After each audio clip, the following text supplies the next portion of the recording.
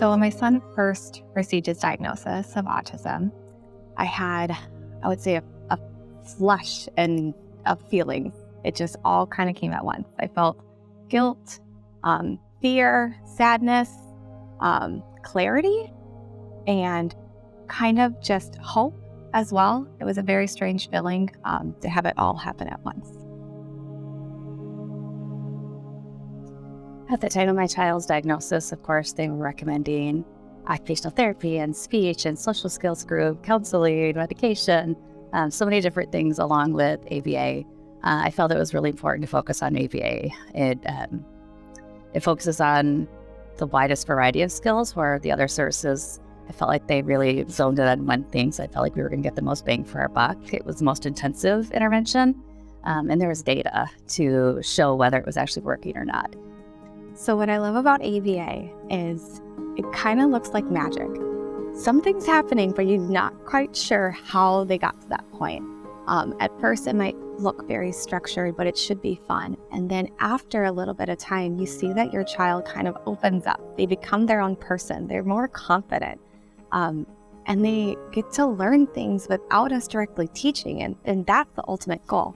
And if they don't have those foundation skills to learn how to do that, sometimes it might be difficult, and it could also be triggers for them later on. Sometimes the recommendation of 40 hours seems intense, and it is. But I think of it like a prescription or medicine. If your doctor gave you a prescription and you only took part of the prescription, it may not help you. You may not see the effects or the results that you hoped, and in some cases it could make it worse. And if you choose to do a partial program, less than what is recommended, you're going to see some inconsistencies. You're going to see a slower rate of growth for the child. The hope is that this is all temporary, and then at the end of the day, you can see the gains faster, and you can begin to fade out those services so that it's not always going to be at that high level of intensity.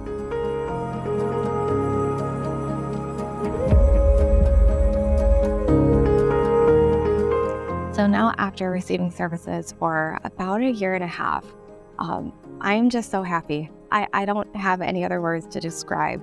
We saw leaps and bounds when my son began ABA services. We saw it in the home setting, we saw it in the community setting. I'm so happy. And so is my son. He just loves everything about life now, where I felt like before he was really timid and shy and scared and nervous and wanted to interact but didn't know how. And now he has all this confidence, and he has friends, and he tells me what he wants. He tries to have conversations with me. When we started, we literally couldn't go to the park. He was eloping from the area. It wasn't safe. And it really took its toll on us as a family. Since then, he's been able to graduate from ABA services, and he's now in a general education classroom. He's getting minimal support at school. He has friends. He's able to do sports. He's on the soccer team and after-school Minecraft club. And he no longer needs that high level of support. So he's able to be successful in those settings. And it's so much better at the end of the day to have him come home and share about his school day and hear about all the wonderful things that he was able to do throughout the day, instead of having him come home at the end of the day in tears because he had a tough day.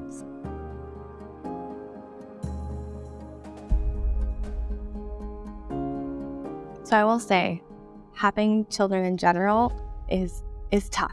You have a lot of different schedules, a lot of different personalities and needs. And then if you have a diagnosis, you're added with all these additional services. All I can say to you is go with your gut.